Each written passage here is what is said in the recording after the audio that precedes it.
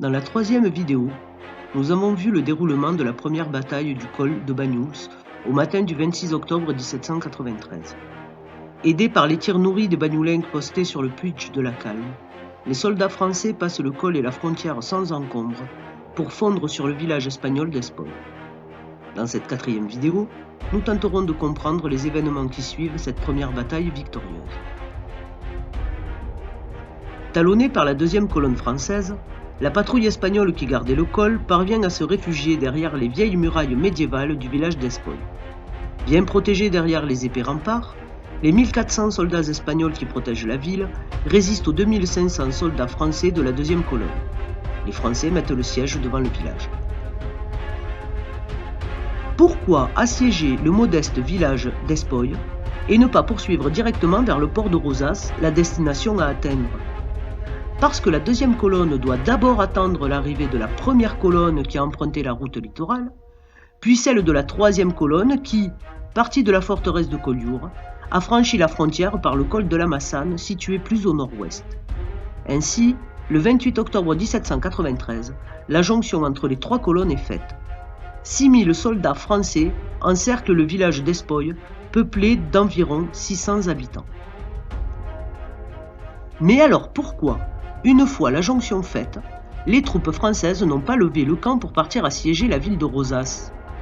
Pour une raison stratégique simple. En effet, les cols de Banyuls et de la Massane sont les seuls passages qui ne soient pas encore aux mains des Espagnols.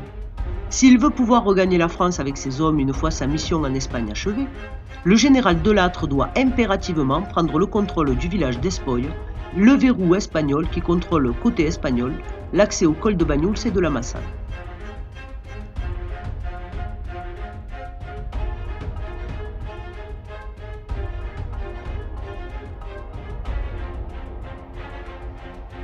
Sur le papier, l'avantage est aux Français.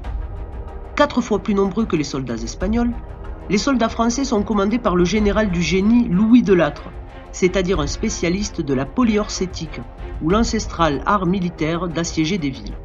En toute logique, le siège d'un petit village abrité derrière ces vieilles fortifications médiévales ne devrait être qu'une formalité.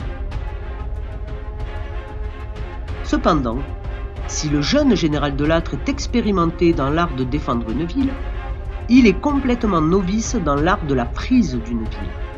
De plus, il ne possède que peu de pièces d'artillerie, entre 5 et 10 petits canons tout au plus. Il n'a donc pas suffisamment de puissance de feu à sa disposition pour percer une brèche dans les épaisses murailles médiévales du village d'Espoy. Ainsi, après une dizaine de jours de siège, l'armée française est obligée de lever le camp et de repasser le col de Banyuls pour se replier dans le petit village de Bagnols-sur-Mer.